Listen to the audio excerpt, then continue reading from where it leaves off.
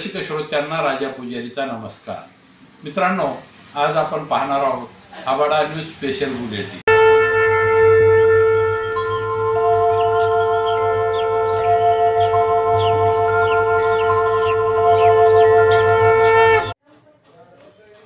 दिवस रात्र रानात कष्ट करताना रानाच्या हिरव्या बोलीचे आलेले अनुभव कवितेतून व्यक्त करणारा रानकवी आत्माराम कुटे यांच्या रानपाखरं या कविता संग्रहाचे सेलू येथे नुकतेच विवेचन करण्यात आले. ज्येष्ठ समीक्षक डॉक्टर कैलास आंबोरे यांच्या हस्ते हा कार्यक्रम मोठ्या थाटात साजरा करण्यात आला. मराठवाडा मुक्ती दिनाचे औचित्य साधून सेलूच्या नूतन विद्यालयाच्या गिल्टा सभागृहात हा कार्यक्रम घेण्यात आला.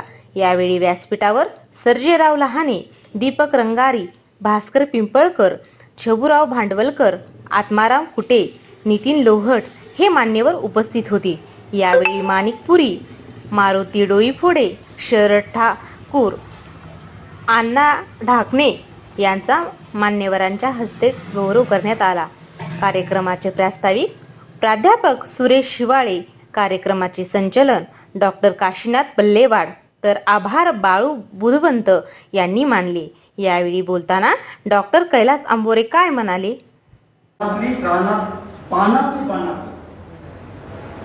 हे चार शब्द मला खूपच नाद माधुर्य त्याच्यामध्ये जाणवलं. कविता कशी आहे माझी? कविता माझी रानातली, हिरव्या हिरव्या पानातली, पानातली आणि रानातली, जांभूळ पिकल्या बनातली. तर जांभूळ पिकलं पण हा शब्द सुद्धा मला प्रसाद आवडला त्यातला. आणि ती कवितेचा संदर्भ तुम्ही सांगत असताना या कार्यक्रमासाठी आवर्जून उपस्थित असणारे आणि ते देखील सध्या खेड्यात राहून साहित्य निर्मिती करतात असे ज्येष्ठ कादंबरीकार छबुराव भांडवलकर,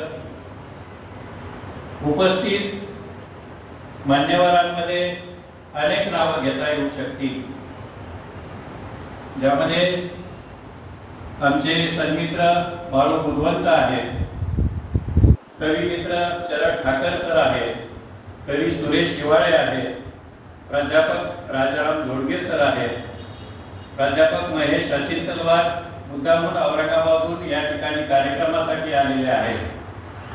आमचे संशोधक हो की या कविता संग्रहाचं विमोचन करण्याचं सद्भाग्य मला मिळालं, याबद्दल मी प्रथमतः कृतज्ञता व्यक्त करतो. आणि या संग्रहाचं प्रकाशन झालं हे अगदी सुरुवातीला सांगतो. मनोगत व्यक्त करत असताना नितीन लोहट म्हणाले की एक पुस्तक प्रकाशन करण्यासाठी मी हातभार लावला, काही मोठं काम केलंय असं नाही, पण नितीनजी काळ भयंकर आहे. काळ इतका भयंकर आहे की इथं बोलत असताना बोलणाऱ्याच्या तोंडावरती हात ठेवला जातो. काळ इतका भयंकर आहे की लिहित असताना लिहिणाऱ्याला मृत्यू सोशल मीडियावरती जाहीरपणे कबूल करावा लागतो. काळ इतका भयंकर आहे की कुणाला तरी कुणाच्या तरी भावना दुखावल्या म्हणून इथून पुढे मी लिहिणार नाही, मी माझे शब्द परत घेतोय, अशा पद्धतीनं सतत घटना घडत आहेत. आणि दुसरीकडे एक संस्था चालक म्हणून, अर्थात संस्थानिकांनी एकीकडे अभिव्यक्तीच्या संदर्भामध्ये आपल्यावरती प्रचंड मोठ्या प्रमाणात दबाव जरी निर्माण केलेला असला तरी देखील आपण एका कवीच्या पाठीमागे ठामपणे उभे आहात, ही साधी गोष्ट नाही.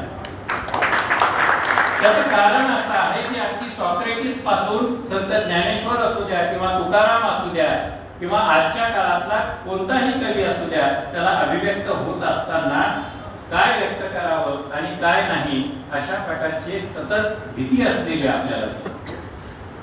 एक सामान्य खेड्यातला कवी जो शेती करतोय, खऱ्या अर्थानं प्रत्येक जण उठलं की कुणीही दोन ओळी लिहिल्यानं की तो म्हणतो की आमचा बाप तुकाराम आहे, कुणीही म्हणतं, कुणी सांगतं. पण खऱ्या अर्थाने ज्याला खऱ्या कुणबी कुळातला कवी असं म्हणता येऊ शकतं, तो कवी आहे आत्माराम कुटे. कारण तो गावात राहतोय, जो अनुभवतोय आणि असं सगळं अनुभवलेलं असताना आपल्या कवितेच्या माध्यमातून मांडण्याचा प्रयत्न करतो. आमच्या मराठवाड्यामध्ये रानकवी होऊन गेले, पण खऱ्या अर्थाने रानामध्ये राबणारा कवी म्हणजे आत्माराम फुटे आहे. मित्रांनो, त्यांच्या कवितेवरती बोलण्यासारखं खूप आहे. एक सर्वात महत्वाची बाब म्हणजे प्रत्येक काळामध्ये अशा प्रकारच्या गोष्टी घडत गेलेल्या आहेत ज्यांचा मी सुरुवातीला उल्लेख केला. सॉक्रेटिस असेल, तुकाराम असेल, तुकारामांच्या अभंग कुणामुळे तरले, पण त्याही काळामध्ये तुकारामांच्या संदर्भामध्ये किंवा त्यांच्या आयुष्यामध्ये सुद्धा अनेक प्रकारचे संघर्ष आले आणि तुकारामांनी मड झाकून ठेवून पेरणी करण्याची जी काही भाषा केलेली आहे त्याला जागणारा खरा कवी जर कोण असेल ना तर ते आत्माराम फुटे आहे. मला वाटतं 2-2.5 महिने झाले मुलाला जाऊ, आणि अशा परिस्थितीमध्ये करता मुलगा गेलेला आहे आणि दुसरीकडे कविता संग्रहाचं प्रकाशन करायचं की नाही अशा प्रकारचा पेच असताना नितीन लोहट त्यांच्या पाठीमागे उभे राहतात आणि या कविता संग्रहाचं प्रकाशन होतं. ही खऱ्या अर्थाने मराठी साहित्य आणि संस्कृतीतली एक अतिशय महत्वाची गोष्ट आहे. त्यांनी या ठिकाणी प्रेम कविता वाचत असताना आपल्या पत्नीचा, प्रेयसीचा उल्लेख केला आणि एक माती आहे की जी माती सातत्याने आपल्याला सर्जनाच्या सोहळ्याच्या माध्यमातून जिवंत ठेवण्याचं काम करते. आणि दुसरी आहे माता, जी माता आपला वंशवृद्धी व्हावी या दृष्टिकोनातून लेकरांना जन्म देते. त्यावेळी खऱ्या अर्थानं त्या स्त्रीचा पुनर्जन्म असतो. मला वाटतं जर अशाच पद्धतीनं कविता निर्माण करत असताना, कविता जन्माला घालत असताना कवींचा जर पुनर्जन्म झाला असता तर काय झालं असतं. म्हणजे आपण बोलतो ते तेवढं सोपं नाहीये, कारण जी स्त्री आई होते ना ती तिला समजते.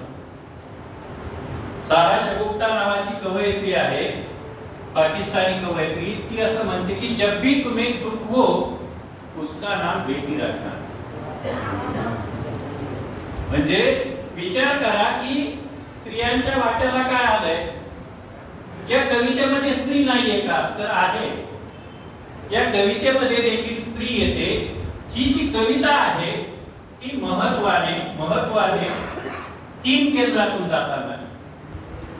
तर पहिला केंद्रबिंदू आहे तो म्हणजे शेतकरी, दुसरा केंद्रबिंदू आहे तो म्हणजे सैनिक आणि तिसरा केंद्रबिंदू आहे तो शिवशंभू. आता वरवर पाहता ही कविता अनेकांना एक वेगळ्या प्रकारची कविता वाटू शकते.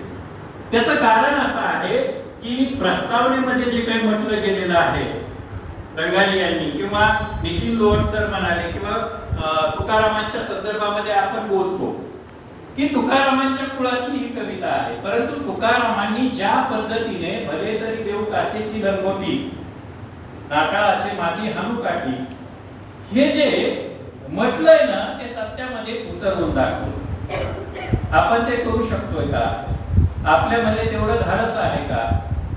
म्हणून मला वाटतं की अशा परिस्थितीमध्ये नितीन लोहट यांनी एका कवीच्या पाठीमागे उभं राहणं ही अतिशय महत्वाची घटना.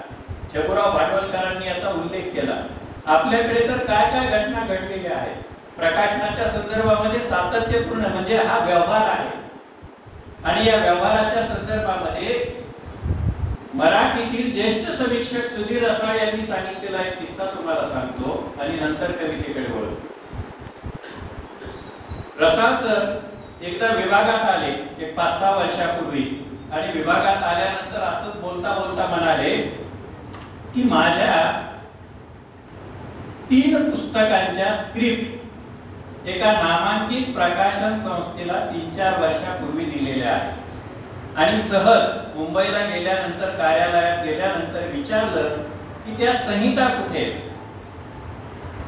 त्यांनी अगोदर काहीच म्हटले नाही आणि नंतर थोड्या वेळानंतर शोधलं तर तो सज्जा असतो ना, सज्जावरती धूळ खात पडलेल्या त्या संहिता. ही एक बाब आहे. दुसरं एक उदाहरण सांगतो, कदाचित तुम्ही ते पुस्तक वाचलं असेल, वेड्या माणसांच्या शहाण्या गोष्टी. अजित अभंग यांनी जे काही त्या संदर्भात काम केलेलं आहे आणि त्या पुस्तकावरून जे काही समाज माध्यमांवरती चर्चा झालेली होती ना, तर ती चर्चा परत एकदा तुम्ही आठवून पहा, तुम्हाला लक्षात येईल की पुस्तक निर्माण करणं, एखादं पुस्तक जन्माला घालणं हे किती कठीण आहे. महत्वाची बाब आहे की या माणसामध्ये असलेला प्रामाणिकपणा, या माणसामध्ये असलेली नैतिकता. मी कशामुळे आलोय, तर केवळ हा माणूस जेव्हा आम्ही औरंगाबादला पाचोळा कादंबरीच्या सुवर्ण महोत्सवी कार्यक्रमाचं आयोजन केलेलं होतं, त्यावेळी हे तिथे येतात, मला भेटतात. आणि कशामुळे त्या ठिकाणी आले, तर बोराडे सरांनी त्यांना दत्तक घेतलेलं होतं, त्यांचं पालकत्व स्वीकारलेलं होतं. एक खेड्यातला मुलगा चांगलं लिहितोय म्हणून त्यांचं पालकत्व स्वीकारलेलं होतं. तेव्हापासून आम्ही संपर्कात आहोत. म्हणजे हा प्रामाणिकपणा कसा प्रत्यय येतो पहा, की अगदी मनोगतामध्ये सुरुवातीलाच काय. मित्रांनो, तत्पूर्वी आपलं आवडतं हबाडा न्यूज चॅनल सबस्क्राईब केलं नसलं तर सबस्क्राईब करा आणि लाईक करा. बेल आयकॉन दाबून आपली पसंती कळवा.